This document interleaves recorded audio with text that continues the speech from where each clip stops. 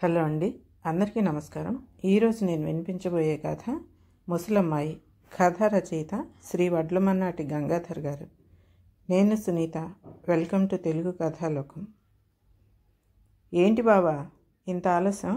నీకోసం నేను వసంతకాలం కోసం ఎదురు చూసే కోకిలమ్మల అరగంట నుండి ఆత్రంగా వెయిట్ చేస్తున్నాను తెలుసా.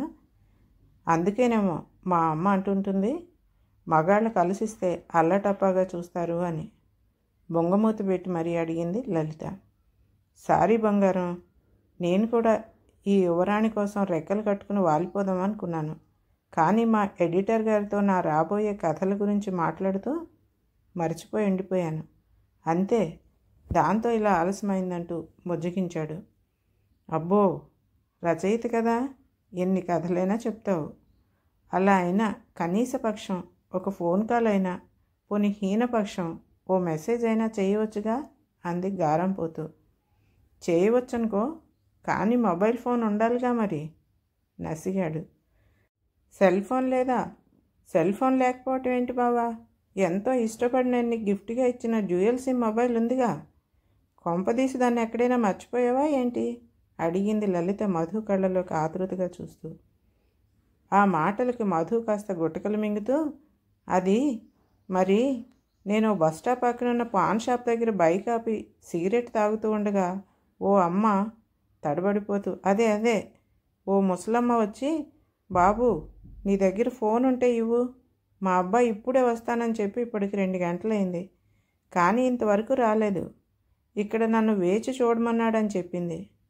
పాపం ఆ ముసలావిడ అలా ఎండలో, అది చేతిలో బ్యాగుతో ఎదురు చూడటం చూసి జాలేసి ఆమె ఇచ్చిన నెంబర్కు నేనే డయల్ చేసి ఆమెకు నా సెల్ ఫోన్ ఇచ్చేసి ఇటు తిరిగి సిగరెట్ కోసం ఇచ్చిన నోటుకి చిల్లర తీసుకుని లెక్కబెట్టి తిరిగి చూసేసరికి ఆమె అక్కడ లేదు.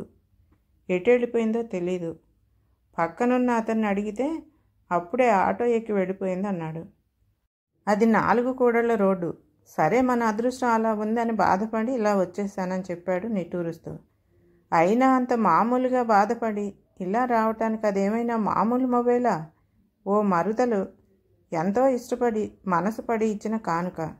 నీకు కాబోయే శ్రీమతి తీయటి జ్ఞాపకం కాస్త కష్టంగా చెప్పింది ఆమె. అది కాదురా బంగారం, నేనేది కావాలని చేశానా చెప్పు. ఏదో అలా జరగాలని జరిగింది అంతే. నువ్వు ఇంకా నాతో ఇలానే మాట్లాడుతూ పోట్లాడుతూ ఉంటే మనం ఢిల్లీకి చేయించాల్సిన ట్రైన్ రిజర్వేషన్ కౌంటర్ మూసేస్తారు. అప్పుడు మన కుటుంబాలు కులు మనాలి చూడటానికి ఏ బస్సు మీదో లారీ మీదో వెళ్ళాలి మరి చెప్పాడు వస్తున్న నవ్వును ఆపుకుంటూ. ఆ చిలిపి నవ్వును చూసిన లలితకు కూడా నవ్వాగలేక, సరే అయిందేదో అయిపోయింది, ఈసారికి వదిలేస్తున్నాను పద అని ఓ క్షణం ఆగి దీర్ఘంగా మధు జేబు వంక చూసింది. ఏం అర్థం కాని మధు కాసింత ఆశ్చర్యంగా లలిత వంక చూస్తూ, భార్య జేబు చూస్తుందా అంటారు, మరదళ్ళు కూడానా అడిగాడు వెటకారంగా. అది కాదు, రచయితవు కదా అని నేను నీకు ఇచ్చిన మరో గిఫ్టు, అదే గోల్డ్ నిబ్ ఇంక్ పెన్ను నీ గుండెకి దగ్గరగా ఉంటూ నన్ను గుర్తు చేయాలంటూ చెప్పి మరీ ఇచ్చాను కదా, అదైనా ఉందో లేదో అని ఓ లుక్కేశాను అంతే. ఉంది కదా, చూసావుగా, ఇక పద అంటూ లలిత చేయి పట్టుకుని ముందుకు కదిలాడు. రిజర్వేషన్ దొరికిన ఆనందంలో ఉన్న లలిత మధు భుజం పట్టుకుంటూ, అసలు రిజర్వేషన్ దొరుకుతుంది అనుకోలేదు బావా, బాగానే దొరికింది. అవును, ఆ రిజర్వేషన్ ఫామ్లో ట్రైన్ నెంబర్ అది కరెక్ట్గానే నింపావుగా, ట్రైన్ పేరుకి బదులు నీ రాబోయే కథ పేరు రాయలేదు కదా అడిగింది ఆమె కాస్త సందేహంగా. లేదు బంగారు, నువ్వు ఇచ్చిన పెన్నుతో గన్ షాట్గా కరెక్ట్గానే రాశానంటూ జేబు మీద చెయ్యేసి నుంచున్న చోటే బిగుసుకుపోయాడు.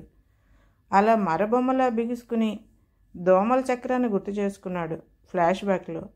అప్పుడే మధు బిజీగా రైల్వే స్టేషన్ అప్లికేషన్ నింపుతున్నాడు. ఉన్నట్టుండి రాస్తున్న అతని చెయ్యి ఆగిపోయింది. పక్క నుండి వస్తున్న సుమధుర పరిమళాన్ని ఆస్వాదించాడు. అలా ఆస్వాదిస్తూ ఉండగా తేనె కన్నా తీయనైనా చక్కనైనా చిక్కనైనా చిలకమ్మ పలుకు లాంటి గొంతుతో, ఎక్స్క్యూజ్ మీ, ఓసారి పెన్ను ఇస్తారా అని అడిగిందా గొంతు. అంతే, మరుక్షణం పెన్నెను ఆమె చేతికిచ్చి అలానే స్లో మోషన్లో నెమ్మదిగా తలెత్తి ఆమెను చూశాడు. ఎంత అందమైన అమ్మాయి! కాదు అప్సరస, కాదు అప్సరసలకే అప్సరస అని మైమర్చిపోయి క్షణం తర్వాత కళ్ళు తెరిచి చూశాడు. ఆమె అక్కడ లేదు. కానీ చిత్రం, ఆమె తాలూకు పరిమళం మాత్రం ఇంకా తనలోనే ఉన్నట్లు అనిపించింది మధుకి. అరే, ఇంతలోనే ఆ మెరుపు తీగ ఎక్కడికి వెళ్ళిందబ్బా అనుకుంటూ కొంచెం భారంగానే ఆ రిజర్వేషన్ కౌంటర్ నుండి బయటకు వచ్చాడు. అప్పటికే మధు బైక్ దగ్గర వెయిట్ చేస్తున్న లలిత ట్రైన్ రిజర్వేషన్ దొరికిందని తెలిసి సంతోషం ఫీల్ అయింది. అలా జరిగింది గుర్తు చేసుకుని పెన్ను పోగొట్టినందుకు కాను కాసింత భయంగా బెదురుగా లలిత వంక చూశాడు. అప్పటికే ఆమె అతని జేబు వంక చూసి అసలు విషయం గ్రహించడంతో గుట్టకలు మింగాడు మధు కాస్త బెదురుగా. ఏమైంది ఈవేళ నీకు? పొద్దున ఇంపోర్టెడ్ సెల్ ఫోన్ పోగొట్టావు, ఇప్పుడు ఈ పెన్ను. నిజంగానే అవి పోయాయా, లేకపోతే నా మీద అయిష్టంతో కావాలనే వాటిని నువ్వే పోగొడుతున్నావా? ఒకవేళ నువ్వే ఇష్టపడ్డ వేరే అమ్మాయి ఎవరైనా ఉన్నారా? ఆమెను కాదనలేక నన్ను కాదనలేక ఇలా గజని ఇలా మతిమరుపు తెచ్చుకున్నావా అని అడిగింది ఆమె. చాలే సంబరం, చప్పరించడానికి పిపర్మెంట్ లేదు కానీ లంచ్లోకి పెప్పర్ చల్లి చికెన్ కావాలన్నాడట. అలా ఉంది నువ్వు చెప్పింది. ఉన్న నిన్నే సర్దుకు రాలేకపోతున్నాను, ఇక ఇంకో అమ్మాయా? నీ ఊహల్లో కథలు చాలా బాగున్నాయి, నువ్వు కూడా నాకు పోటీగా కథలు రాసేయచ్చు అన్నాడు మధు తేలిగ్గా నవ్వేస్తూ. లేకపోతే ఏంటి బావా, ఆ పెన్నుని ఇంతలో ఎక్కడ పోగొట్టావు అడిగింది ఆమె స్వరంలో దిగులు, కళ్ళల్లో నీళ్లతో. అది మరి ఓ ముసలావిడ పెన్ను కావాలని అడిగితే ఇచ్చాను, కానీ ఆవిడ మర్చిపోయిందో ఏమో తీసుకుని వెళ్ళిపోయింది చాచా అన్నాడు చేతిని కాస్త అసహనంగా విదిలిస్తూ. అతనిలో ఆ ఇబ్బంది, గిల్టీనెస్ గమనించిన లలిత కాస్త ఓదార్పుగా, పోనీలే ఇంకోటి కొనిస్తాను, బాధపడుకో, పద రిజర్వేషన్ దొరికిందిగా, అది చాలే, పద పద మరి అంటూ అతని చేయి పట్టుకుని లాగింది. కానీ మధు చలనం లేని బొమ్మలా ఒక్క అంగుళం కూడా కదలలేదు. ఏంటి బావా రమ్మంటుంటే నువ్వు అంటూ వెనక్కి తిరిగింది. తిరగటంతోనే కళ్ళు పత్తికాయల్లా పెద్దగా చేసి కొయ్య బొమ్మలా చూస్తూ ఉండిపోయింది. ఎవరో ఓ అమ్మాయి, చాలా బాగుంది, లంగావణిలో చక్కగా ఉంది. థ్యాంక్స్ హ్యాండ్సమ్, ఇందాక పరధ్యానంలో మీ పెన్ తిరిగి ఇవ్వటం మర్చిపోయాను, ఇదిగోండి అంటూ ఓ చిలిపి నవ్వుతో పాటు ఓ కొంటె చూపు కూడా అతనిపై రువ్వి అక్కడి నుంచి వెళ్ళిపోయింది ఆమె. ఆమె వెళ్ళిపోవటంతో ఈ లోకంలోకి వచ్చిన మధు లలితను చూస్తూ, అది మరి ఆ అమ్మాయి ఆ ముసలావిడికి మనవరాలనుకుంటాను కవర్ చేయడానికి ప్రయత్నించాడు. కానీ అప్పటికే ఆమె కళ్ళు కాస్త ఎర్రబడ్డాయి. ఆ ఎర్రటి చూపుతో, అంటే పొద్దున్న నువ్వు సెల్ ఫోన్ పోగొట్టుకుంది కూడా ఇలాంటి ముసలమ్మాయి దగ్గరేనన్నమాట.